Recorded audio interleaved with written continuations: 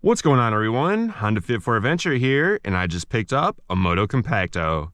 Now, if you're anything like me, you probably took it right out of the box without reading the instruction manual and were quickly greeted with a flashing lock error message and were unable to drive anywhere.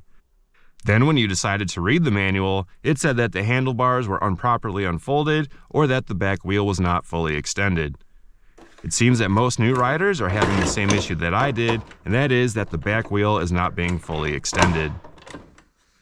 Here you can see the MotoCompacto on the left has the rear wheel fully extended with the rear wheel guard or mud flap fully exposed, while the MotoCompacto on the right does not have the rear wheel fully extended with its little mud flap partially hidden.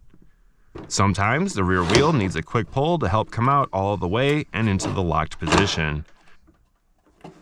The correct way to fully extend your rear wheel is to release the lock lever, make sure to rotate the handle upwards, and then slide the wheel all the way back. When the wheel is fully extended with the mud flap exposed, rotate the handle back down into the lock position and push it back down. Even then, the back wheel still has a tendency to get stuck and may require a quick pull to fully extend the wheel. Now that the back wheel has been properly extended, this should clear up the flashing lock error message and you're free to go.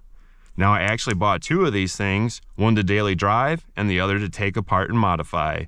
So make sure to hit that subscribe button for more MotoCompacto videos.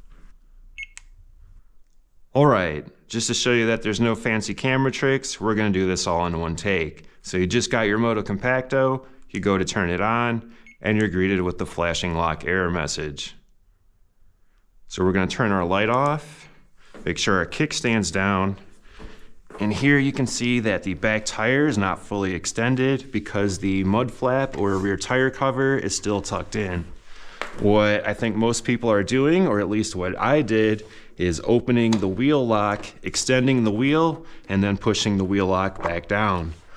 The proper way to do it is open the wheel lock, rotate it, fully extend the wheel, and then rotate it back down into the lock position.